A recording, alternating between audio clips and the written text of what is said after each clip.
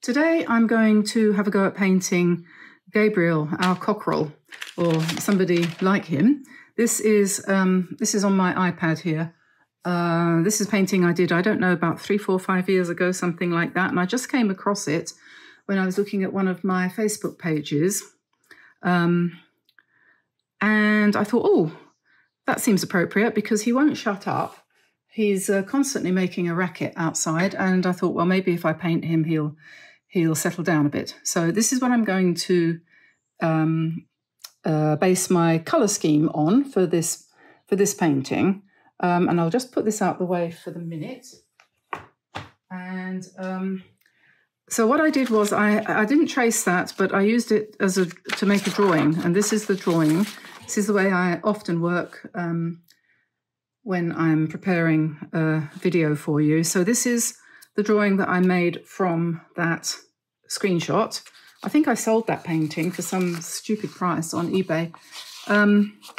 Really cheap, you know. Anyway, so that I did in my sketchbook, which is a sketchbook that I made for myself. Just put together some scrap paper and comb bound it. I think this is a really good system. I've got quite a few dozens of these now. And then I keep my proper sketchbooks for actually painting in, because they're not sketchbooks. It's not a sketchbook. This is called a sketchbook, I think. Excel, I don't know what that means. Anyway, this is mixed media paper. I always want to call it multimedia, but it's mixed media paper. And so it doesn't absorb the paint very much. And so you get these brilliant, bright, vibrant, almost shiny. This is Kuretake paint that I'm using here. And I think I'll paint him in Kuretake as well because you get this nice bright colour. So anyway, put that to one side for a minute. This is my sketch, and now I have photocopied it and made it a little bit smaller. This is 85% because it obviously needs to fit on there, and that one wouldn't. So then what I do is, because all of the paintings that I do, my voice sounds a bit strained this morning, doesn't it? I'm not quite sure why. I think it's because it's so jolly hot. So what I always do is when I've done a drawing, a painting that is fairly, a little bit difficult perhaps to draw if you're not very experienced. So then I put a sketch up on our website for you to use if you want a little bit of a hand with the actual sketching part of the painting, and then you can just trace it, basically, which is what I would do if I were. In fact, sometimes I do, you know, we all do it sometimes, we trace things. So anyway, this is, I'm drawing this now, going over my original sketch, just to show you how I draw these things, and then we'll put some ground in underneath here, and I'm going to add some, you know, what do you call them? Oak leaves, that's it. And some acorns. Gosh, it suddenly got terribly hot in here, and I'm feeling a little bit as if I need to turn on the AC. So we'll put oak leaves all around here with acorns as well. And if you want to download the sketch, just go to dianeantone.com and you can get the sketch for free.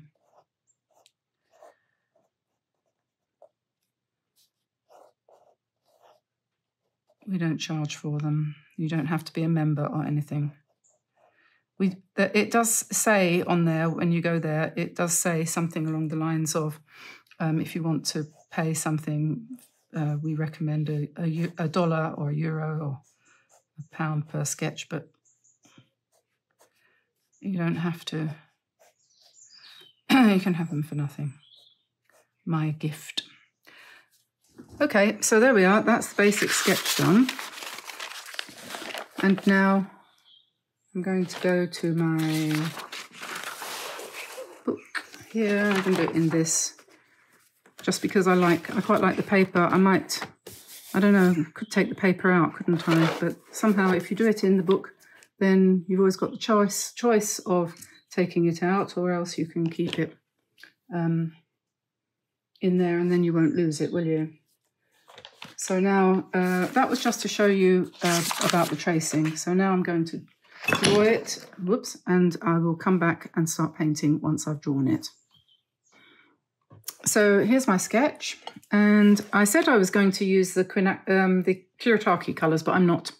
Changed my mind. I'm going to use my basic split primary palette. This is for those of you who are just starting out and you want to know what colours you need to have. You don't need a set of 48 or 96 or 100 and whatever. You just need 6 colours, and you can do most things with this, with the addition of black as well. And you can build on this. I'm actually putting up a blog article on the website about this, which you might find entertaining. Anyway, so in my opinion, if you're just starting out, you might as well just start with 6 colours because it's easier. And so what you need is a warm red and a cool red, and a warm yellow and a cool yellow, and a warm blue and a cool blue. And then you mix those accordingly and you can get most colours that you need. For this painting, and we'll talk about that more, obviously, for this painting, I'm going to add to that Quinacridone Gold, which is another warm yellow. Doesn't look very yellow there. It looks brown, but it's not. Then I'm also going to add some burnt sienna, which is brown. That's a nice reddish brown, which I might want to use. And I'm going to also pop out some black, because contrary to what most watercolorists say, or traditionally have said, black can be quite useful in your colour mixing. So we'll do that and we'll see what happens. Your guess is probably better than mine. Let's bring some water down here. And I'm going to also, this is a Meeden palette, by the way, and we've got a competition going at the, so is this, competition going at the moment. If you order something from Meeden for the whole of the month of September, you're in with a chance of winning a prize, which is probably going to be mostly, well, there's lots of prizes actually, but we're definitely giving away a lot of paper because they're introducing some new papers, different sizes and different textures. And I should be getting samples of those in the next day or two, and then I'll be able to review them for you. Meanwhile, I'm going to have a go at using these brushes. Can't say I like the colour. I don't know why. I'm so old-fashioned. I like my brushes to look like workhorses, you know. I don't care about, you know, pastel shading and all that kind of stuff. I like my brushes to look work ready. But whatever, and it's a jolly good brush. I wouldn't have chosen the colourway, but, you know, as me, my choice wouldn't be yours, and so on and so forth. But there's nothing wrong with the brush. It's pretty good. And for the price of, I don't know, $16 or something for all of these, if you've got grandchildren who are looking to start painting this Christmas, what could be better? A set of these paints and a set brushes and a set of these paints set you back about $30 or something with Meeden. Okay, so let's see. What are we going to do here? I don't know. Shall I paint the background first, or shall I paint the chicken? I think I'll paint the chicken. And chickens tend to have combs, which are brightly coloured. So we'll start off with some warm red. This is cadmium red. And we'll just drop that in there. I might need to use my painting that I did before as a reference. Yes. So what I did before, I used some cadmium red first, that's the warm red, and then I went and picked up some alizarin crimson, or you could use permanent rose. If you use alizarin crimson, almost for certain now it'll be permanent alizarin crimson, because alizarin itself, the old-fashioned one, was a bit fugitive. It tended to fade away. But the version that there is now, or you can use pyrrole red, instead of cadmium red and so on and so forth. So then we're going to pop in his wattle. I'm hoping I've got the words right this time, because last time I painted a cockerel, I couldn't remember the word comb and I couldn't remember wattle. I couldn't remember anything. So I just put a bit of shadow in there, and then I'm going to give him a little bit of shadow on the back there. This is a very nice brush from point of view of point. You know, some people use 2 pots of water for their brushes to wash, one to put clean water. You don't need to do that unless you want to. Some people don't have much room on their table, like I do. I've got plenty of space for 2 pots, but what I do is I also have an old towel. Oriel, please don't shake the table. I have an old towel, so when I want to change colours, I wipe the paint off on the towel, and then when I rinse in my water, it doesn't really make it very dirty. So that's another trick that you can use if you feel that way inclined. So I'm just going to bring the colour from the bits I've already painted into his head like that, and let that blend a bit. And we can always come back and alter this. Oriel's gone to sleep on the table, and alter it if we want to, because this paper being, what did I call it? Multimedia, is very amenable to change. So I've put some quinacridone gold here. Dear me, I sound like an old lady. And then I'm going to add some burnt sienna on top there. Wipe off my brush, rinse it out. Doesn't make any difference to the colour of the water. Then we're going to head for the phthalo blue here, which is a very nice contrast to the quinacridone. And we'll just sort of blend it in a little bit there. And then I'm going to add some quinacridone to the phthalo to get this spectacular, not vile, but spectacular green. That's a good green, isn't it? Quinacridone, gold, and phthalo blue. Very nice. And then we'll bring that down, and then I'm going to dull it down a little bit with some black, because we want some nice, strong contrast.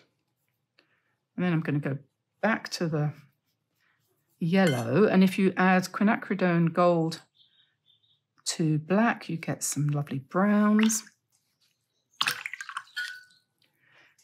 And then I'm going to take some more phthalo blue with a little bit of black to make a really dark colour for his back leg there.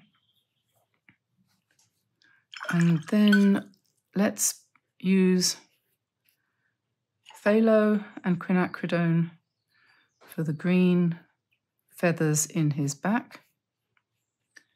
Then we want some phthalo with black as well to give some depth.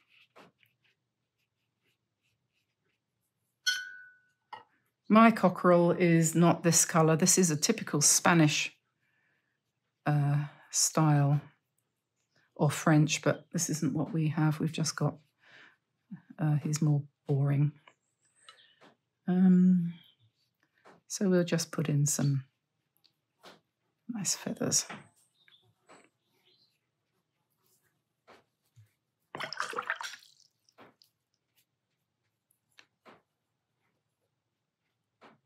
Just flick the paint like that.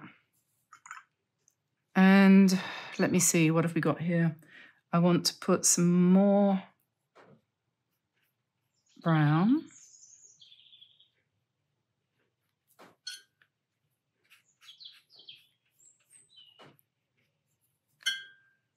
And a little bit more of the quinacridone gold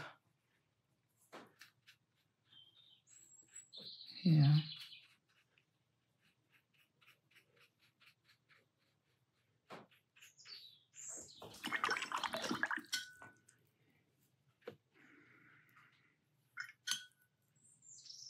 And the interesting thing about this paper is that you can lift off.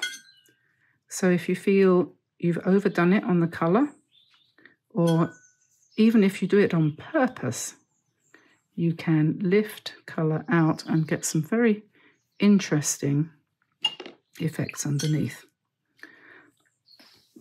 So then he's got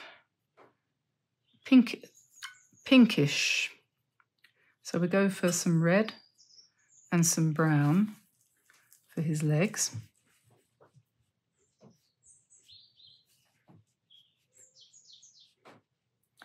His spurs.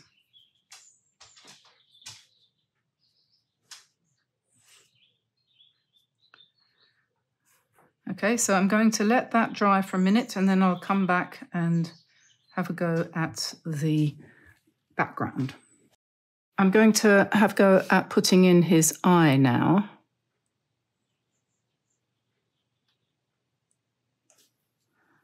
And we want him to have a reasonably kindly eye, I think, and then just try to drop in a little bit of information about his beak. Again, don't want it to be too heavy duty, so we'll just sort of leave it a little bit like that. Give him a little bit of a hairdo. I don't know what that is. I think that's a drop of paint that fell. And I'm just going to put in some calligraphic lines here to emphasize the shape of his wattle and his comb, because I think that's kind of nice. It looks a little bit more personal that way. And then I always like to put birds' toenails in using the point of a brush like that. And then his spurs. It's so funny how many different words we have in English which are related to keeping chickens, you know, feathering your nest and spurring somebody on to success and so on. And it's amazing how often, don't put all your eggs in one basket.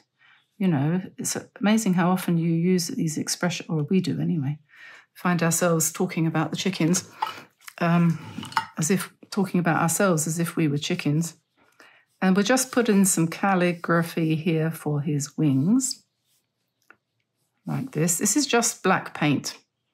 Like I said, it's quite nice. And you can feather him up a little bit too by just, you know, just putting in some random floofy bits. When it's dry, it'll all hang together, hopefully. And then you'll want to put it up on the wall. And it's a lovely present. A lot of people really like chickens for their kitchens.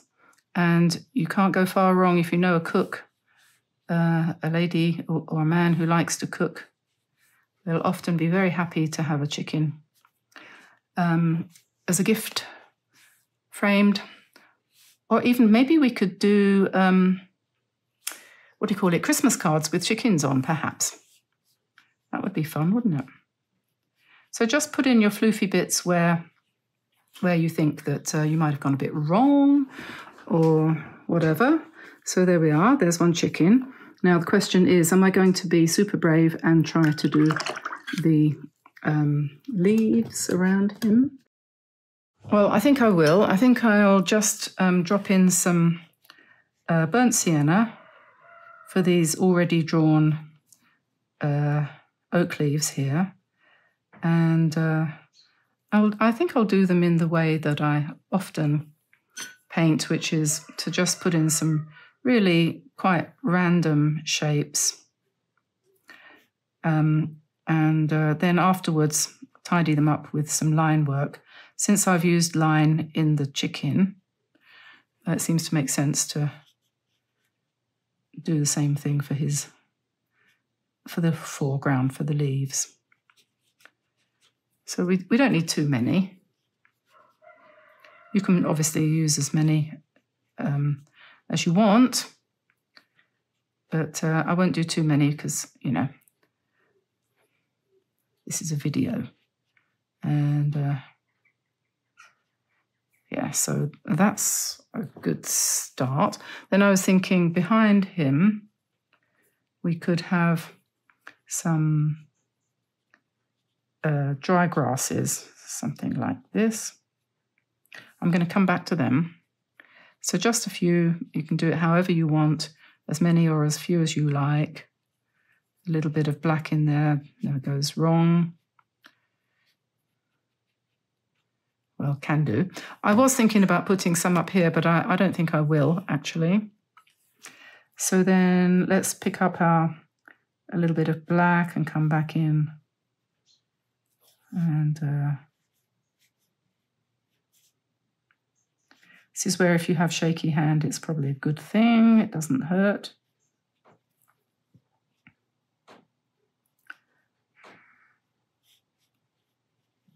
So just a little bit of, you know, a little bit of this and that.